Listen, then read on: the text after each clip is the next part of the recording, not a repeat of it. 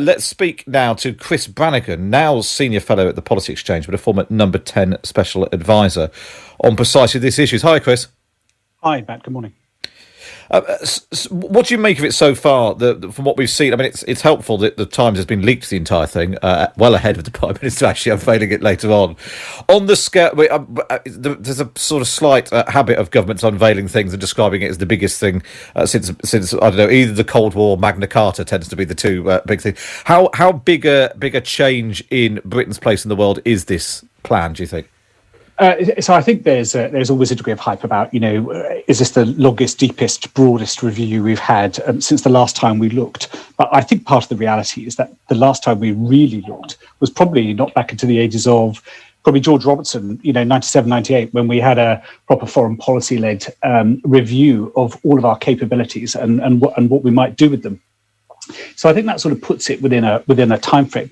I'd also say that there's been quite a lot of thought that has gone into this over the last 5 years or so, I suppose, as we've looked at what those changing realities are geopolitically and what our role is going to be within all of that. So what I've seen, and certainly what I've been involved when I was still at number 10 in thinking about this, and then later in work that I've done at Policy Exchange, particularly over the Indo-Pacific, is what's the biggest geopolitical reality? What's changed and what remain the consistencies? And one of those big shifts that we've seen and noticed, the big geopolitical fact, is that China is the emerging world power, and it has got a number of different approaches that it would wish to undertake. And what do we think we would do in concert with our allies and with the capabilities that we possess to think about defining what's important and valuable to us, and how do we maintain that?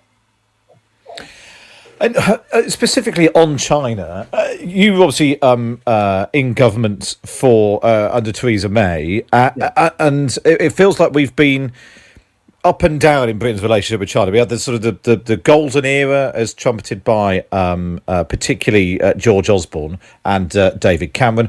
Theresa May slightly more sceptical. There's all the debate over Huawei and links from National Security Council meetings and all that sort of thing. And then Boris Johnson taking it seemed anyway, taking a tougher line on China. But then this appears to be sort of slightly opening the door again. What can a country like Britain do about China? What should we be doing? So I think the first thing is we should be recognising, the areas and the policy themes that we are competing on. I mean, this is the title of today's paper is, Global Britain in a Competitive Age. What's our role there? What are we doing with particularly our allies in the Indo-Pacific? Some of the research we looked at last year had been about how the ideas, the international rules-based order, the concepts that liberal democracies like to hold dear, what we regard as our advantages are democracy, innovation, open societies, free media, for example. What are we doing with others to ensure that we are making a contribution? Britain, although we rightly sit here as a middle-ranking power these days, continues to have a degree of responsibility that it can deliver on behalf of others or provide on behalf of others, and certainly in concert with a number of others, that brings us closer toward a more flexible, more agile foreign policy approach that ensures that we're providing cooperative and collaborative approaches toward our allies when we require them, and then being able to put up a degree of opposition toward things that we would object on or might find objectionable to those things that we hold valuable by ourselves. And I think that sometimes when we've been looking, as we have done over the last 5 years or so, concentrate on ourselves and what's happening from a slightly insular perspective, it's more important to think about what our potential allies and where those shares might occur.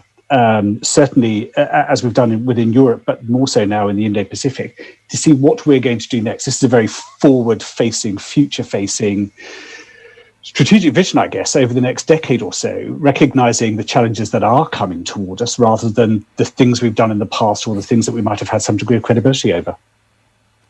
Just finally, one thing that really stands out is the plan to increase the number of nuclear warheads that that Britain holds.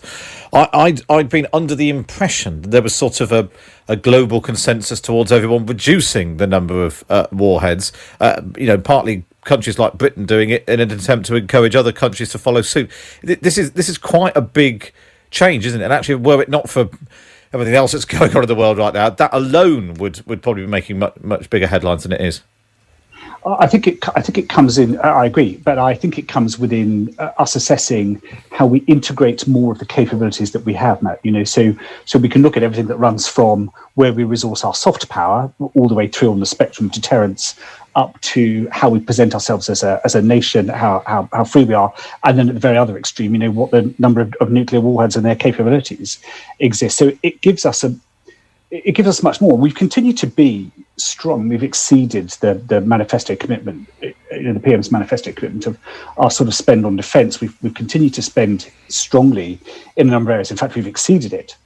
And yet, within that spend, we've had to think about how, in real terms, because of the economic crisis that we're facing, or that we're in the middle of, how do we integrate all those things in a much more effective way than we have done previously? I think the way that we've looked at just the number of nuclear warheads we have, or just the soft power effect that someone like the British Council has, what our intelligence services do, how do all those things sit and work much more effectively in a way that our circumstances dictate we should, while still bearing up to our responsibilities and ensuring we remain committed to a Euro-Atlantic security profile and become involved in what goes on in Indo-Pacific.